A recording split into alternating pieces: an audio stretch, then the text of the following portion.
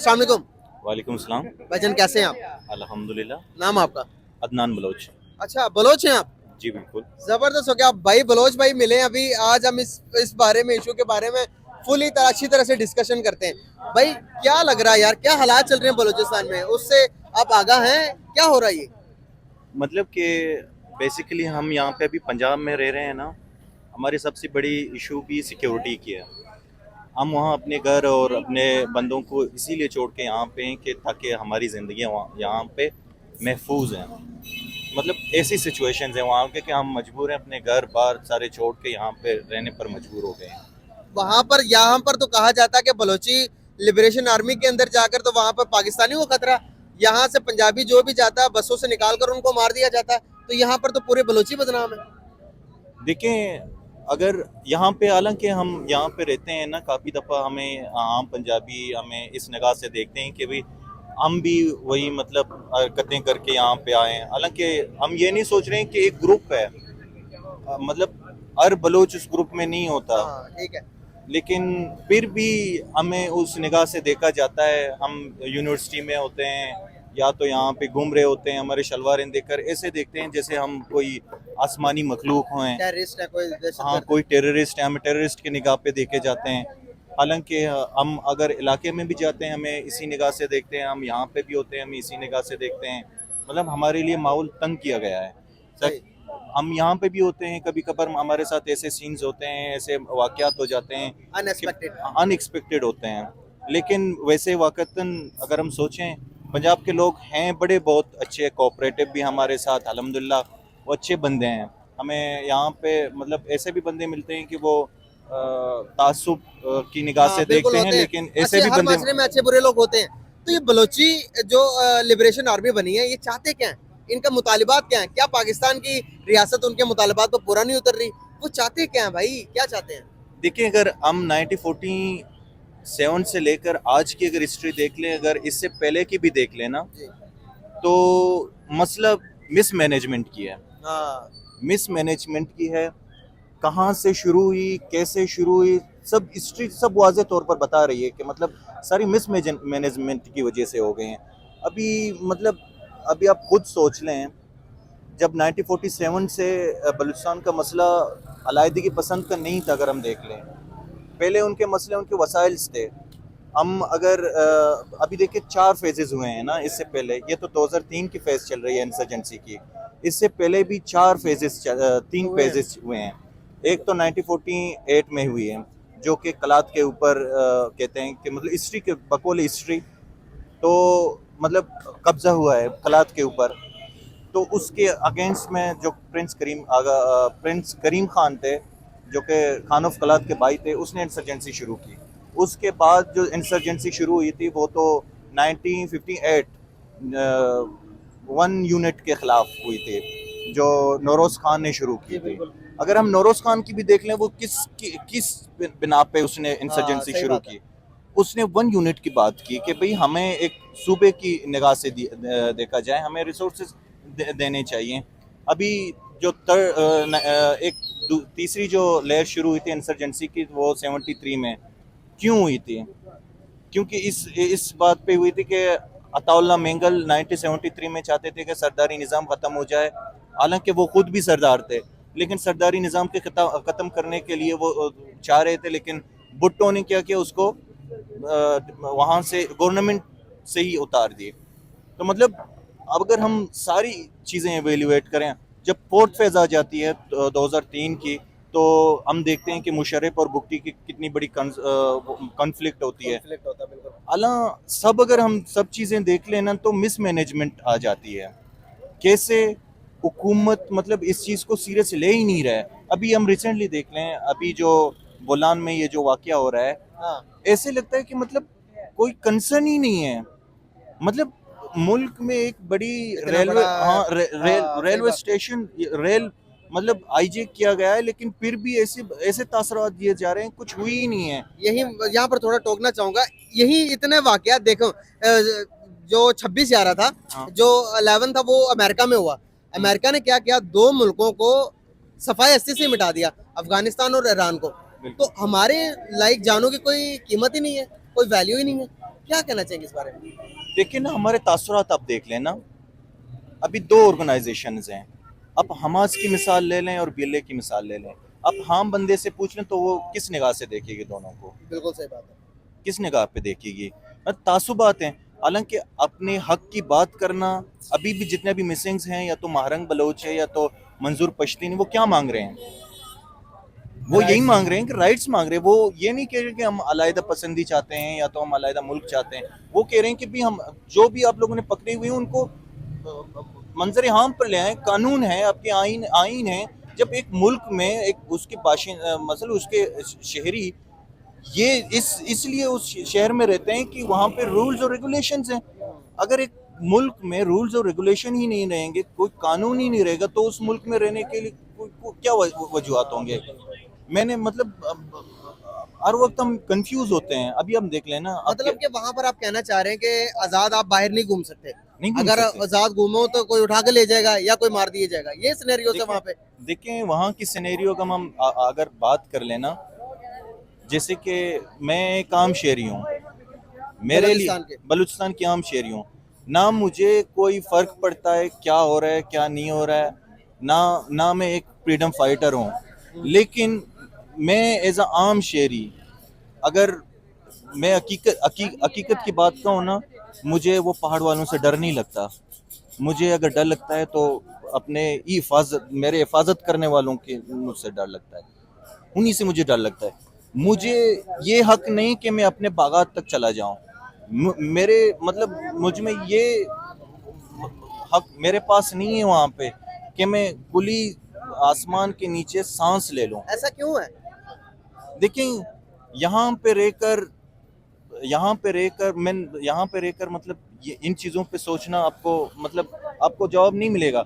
आप अगर वहीं आ जाएंगे, उसी आग में जलेंगे, तो तब आपको पता चलेगा क्यों हो रहा है। मैं वहां पर जाऊं, जिस तरह से यहाँ पर पंजाबियों के जाते हैं तो बसों से बाहर निकाल कर तो उनके आईडी कार्ड देकर गोली मार देते हैं, तो भाई मेरे साथ अगर ऐसे हुआ तो मेरे पीछे घर को कौन देखेगा?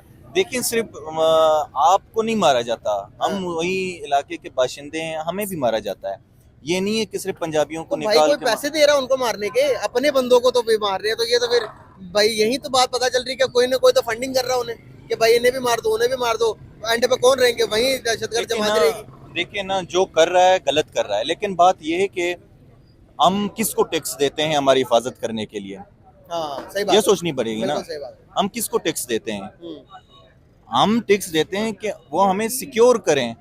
ये बात हमें उनसे पूछनी चाहिए भी। अगर आप नहीं, आप एज अ पंजाबी आप जाके अपने इंस्टीट्यूशंस को पूछें कि भाई मेरे ऊपर क्यों इतने मैं खतरे गिलगिती आ हूँ रहे भाई। हैं। हाँ, कि मतलब अब गिलगित के हों, यहाँ के पंजाबी अगर मर रहे हैं ना, बलूचिस्तान में शहीद हो रहे हैं, तो यहाँ के लोग अपने इंस्टीट्यूशंस को पूछें कि भाई हमें क्यों वहाँ जाते, हम इनसिक्योर हैं, क्यों इनसिक्योर हैं?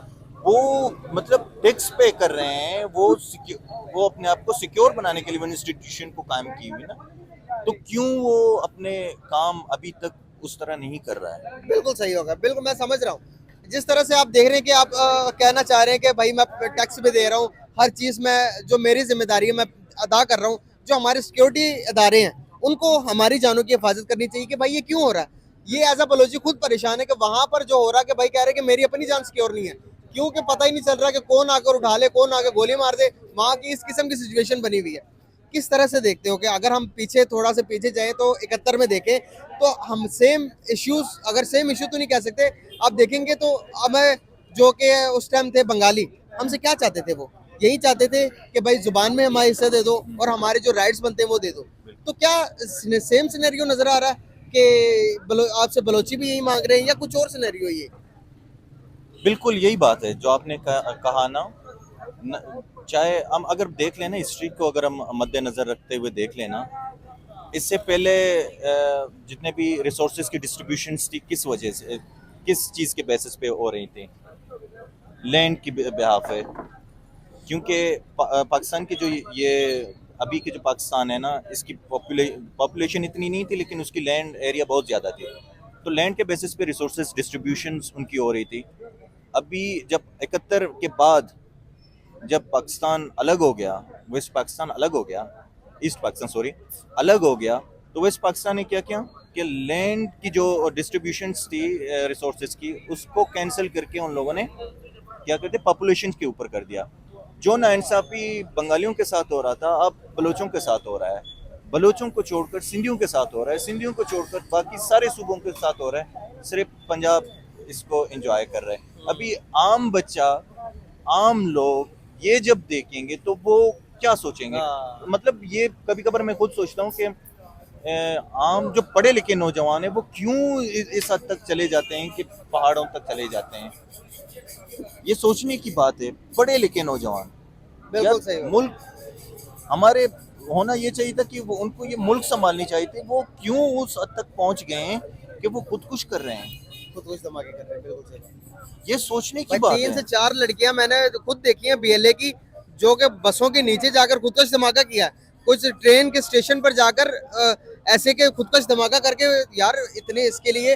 तो भाई देखो, हम तो पहले समझते थे कि मजहबी एक्सट्रीमिस्ट से कोई बंदा, कोई मौलवी कह दे कि तुम ये काम करो तो जन्नत में चले जाओगे। यार लोग इतने फ्रस्ट्रेट हो गए वहां के कि भाई ये खुदकश धमाका करने भी उनको, कोई जवान नौजवान लड़के लड़कियां ये काम कर रही हैं यार। अच्छा, बलूचिस्तान की हम बात कर रहे हैं, तो क्या वहां पर जो मिलिटेंट्स निकल रहे हैं, जिस तरह के मादनियात निकल रही हैं, क्या उनको राइट्स गवर्नमेंट वहां से उठा निकाल के क्या बलोचियों को दे रहे हैं? क्या सी पैक जो निकाला बलोची, उसके अगेंस्ट क्यों है?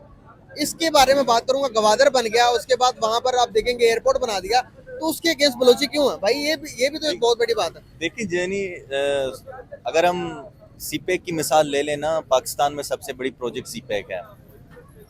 लेकिन अगर आप गवादर में जाएं ना, गवादर में आप देखेंगे कि कितने 4-5 बड़े पार्क बनाए हुए हैं लोगों की एंजॉयमेंट के लिए। जी लेकिन वहाँ के असल मसले पार्क नहीं है, रोडें नहीं हैं, उनके असल मसले पानी पानी है, उनकी सिक्योरिटी है, बिजली नहीं है वहाँ पे पीने के पानी नहीं है। लोग गधों के ऊपर पानी लाद कर अपने घर ले जाते हैं, जिस पानी से हम यहाँ पे मुंह नहीं धोते, हाथ नहीं धोते, वो उनको पीते हैं। मतलब हम लोगों ने अपने घर आधे से किए बीच में रोडिंग बनाए हैं सीपैक के, लेकिन फिर भी हम लोगों को वो चीजें नहीं मिल रहे हैं। वगैरह हमें हमें मिल रहे हैं तो सिर्फ गालियां, हमें मिल रहे हैं सिर्फ लाशें, हमें मिल रहे हैं सिर्फ महरूमियाँ, मायूसी, ये चीज़ें मिल रहे हैं, बाकी कुछ नहीं मिल रहा है। बाकी मैं मतलब ये कहना चाहता हूँ कि लास्ट में कि अगर बीले वाले किसी फौज को मार रहे हैं या फौज बलोच को मार रहा है, ये दोनों जाने हैं, जाने, बिल्कुल हमारी अपनी जाने हैं। अपनी जाने हैं। बिल्कुल सही बात है। अगर किसी पंजाबी की मार होए या किसी बलोच की मार होए, माँ माँ होती है, बिल्कुल उसकी सही बात। ममता ममता होती है। बिल्कुल सही बात है। ममता कभी भी ना बलूचियत जानती है, ना किसी और पख्तून कौमियत जानती जानती है, है। पंजाबी जानती है, बिल्कुल सही बात है। ममता मतलब जाने जा रही हैं। जाने जा रही है। अच्छा, एक यहाँ पर एक बहुत बड़ा क्वेश्चन, खालिस्तान के जो बहुत बड़े लीडर हैं, जो कि कनाडा के अंदर मौजूद हैं, उनका बयान आया कि भाई उन्होंने कहा कि ये जो फंडिंग कर रहा बीएलए को, इसके पीछे रॉ का हाथ है। प्रूफ अब बहुत सारे लोग भी ये बात कर रहे हैं, बहुत सारे, ये उसने एक पूरा आर्टिकल लिखा है इसके ऊपर, तो ये सारे कह रहे हैं कि रो इसको फंडिंग कर रहा है, बोलो बीएलए ना, को। पहले भी मैंने यही बात की, ये हमारी मिसमैनेजमेंट है। हम अपनी मिसमैनेजमेंट को छुपाने के लिए अभी देखिए खालिस्तान को हमसे कोई वो नहीं है, कोई फायदा नहीं मिल रहा होता। पंजाबी को बलोच से फायदा मिल रहा है, बलोच को पंजाबी से फायदा मिल रहा है, पख्तून को सिंधी से फायदा मिल रहा है, क्योंकि एक दूसरे के भाई हैं। तो अगर खालिस्तान उनके लीडर कह रहे हैं कि भाई इंडिया की इन्वॉल्वमेंट है, तो आम बंदों को प्रूफ दें। अगर इंडिया कर रही है, अफगानिस्तान कर रही है, कोई और मुल्क कर रहा है, तो प्रूफ सामने ले आए। मतलब हम बचपन से सुन रहे हैं, अगर कोई पंजाबी आवाज उठा रही है तो उसको कहते हैं कि फलाना कौम फंडिंग कर रहा है, फलाना कौम फंडिंग कर रहा है, फलाना कौम फंडिंग मतलब कर रहा है। मसाइल की तरफ ध्यान नहीं दे रहे, हम उनकी तरफ ध्यान करवा रहे हैं। बिल्कुल यही बात है। बिल्कुल सही बात है। मतलब हमें ना प्रूफ दिखाया जा रहा है, ना हमें कोई वैलिड चीजें दिखा रही हैं, सिर्फ ये कहा जा रहा है कि इंडिया कर रहा है, अमेरिका इंडिया करवा करे, रहा है। फलाना करे, फलाना करे। अगर अभी मैं भी कोई स्टेटमेंट अपनी तरफ से दूं विदाउट वैलिडिटी उसकी, तो इसका मतलब ये नहीं कि मेरी बात सच हो। तो मतलब हर कोई ऐसी बातें कर रहा है कि इंडिया कर रहा है, फलाना कर रहा है, फलाना कर रहा है। हो सकता है वो कर रहे हो, ये बात नहीं है कि नहीं कर रहे हो, लेकिन अगर रियलिटी बेस्ड ये प्रूव हो तो तब मैं मानूं। लास्ट क्वेश्चन आपसे, बलोची क्या चाहते हैं? मैं देखो, अगर हालात को देख के बता दूं, 1914 से 1914 के बाद बलोच इक्वलिटी चाहते थे, बलोच राइट्स चाहते थे, जी हुकूक चाहते थे, लेकिन अब बलोच मतलब इतने मजबूर हो गए हैं कि वो अलायदी पसंदी तक पहुंच गए। चले, अलादगी दे भी देती तो वो क्या करेंगे अलादगी के? ना उनके तरफ इतना कोई वसाइल है ना कोई कुछ होगा, किस तरह से वो सरवाइव करेंगे अलादगी के बाद? देखें, अगर वो सरवाइव करें या ना करें, लेकिन उनको उनके पास ये है कि उनकी मादनियत उन्हीं की होंगी। उनके पास मतलब उनकी आप कह सकते हैं दरिया है, बेर हरब है, उनके पास ज़मीनें हैं, उनके पास जो भी हों वो अपने ज़मीनों से कुछ ना कुछ खा लेंगे। वैसे भी महरूमियत उनके पास अभी भी है, और पहले भी था, और आगे भी रहेगा। बिल्कुल सही होगा। आप यकीन मानो, मैंने जब तक अपनी होश संभाली है, मेरे अभी तक गांव में बिजली नहीं है, मेरे अभी तक गांव में नेटवर्क सिस्टम नहीं है। मैं 2 साल पहले अगर मुझे खाना लेना पड़ता था तो मैं ईरान में चला जाता था। 5 किलोमीटर का फासला है, ईरान में जाकर अभी अभी बाढ़ तो अभी लगी हुई है 2018 की। इससे पहले हम जाते थे ईरान में सब्जियां लेने, गोश्त लेने या आटा लेने, हम ईरान में जाके लाते थे। अभी भी हमारे गैस ईरान से आ रही है, खुर्द-नोश हम ईरान से आ रहे हैं। अगर ईरान के बॉर्डर 5 दिन अगर बंद हो, आई एम सॉरी, 5 दिन अगर बंद हो तो सारी बलूचिस्तान जाम हो जाती है। वहाँ पे पेट्रोल 1 लीटर भी नहीं मिलता, वहाँ पे एक एक लुकमा खाने की नहीं मिलेगी आपको। तो अब मुझे एक दिन मेरा एक दोस्त पूछ रहा था कि अगर होता ना ख्वास्ता, जब ये चिक चिक चल रहे थे, ये मतलब कि पाकिस्तान बैंकरप्ट होने वाला है, तो मेरे पंजाबी दोस्त ने मुझसे पूछा कि अदनान, अगर खुदा ना ख्वास्ता पाकिस्तान बैंकरप्ट हो जाए तो आप लोग पैसे से महरूम हैं। मैंने कहा यार मेरा तो खैर है, लेकिन तुम लोगों का बेड़ा गर्क हो जाएगा। उसने कहा कैसे? मैंने कहा हम लोगों के पास फिर भी ज़मीनें हैं, हम 4 दाने फेंक दें तो हम पूरी ख़ानदान उसमें गुजारा कर लेंगे, लेकिन तुम लोगों के पास क्या है? हाँ, सही तुम बात। लोगों के पास खाने का क्या चीज़ मिल जाएगा? चले चले यार, बहुत अच्छा लगा आपसे बात करके, जिस तरह से आपने पूरी चीज़ों को एक्सप्लेन किया। यकीन करो, जो रियलिटीज़ हम समझते थे उससे बरक्स बिल्कुल जो चीज़ें आपने बताई हैं, जो चीज़ें हमें दिखाई गई हैं वो बिल्कुल अलग थी। लेकिन गाइस, आप बताइएगा कि इनकी बातें सुनकर आपको क्या लग रहा है, और अगर आपको वीडियो पसंद आई है तो चैनल को सब्सक्राइब करें, वीडियो को लाइक करें। इसी के साथ मुझे इजाज़त, मिलते हैं सेम इसी तक नेक्स्ट वीडियो में, तब तक के लिए अल्लाह हाफ़िज़। बहुत शुक्रिया।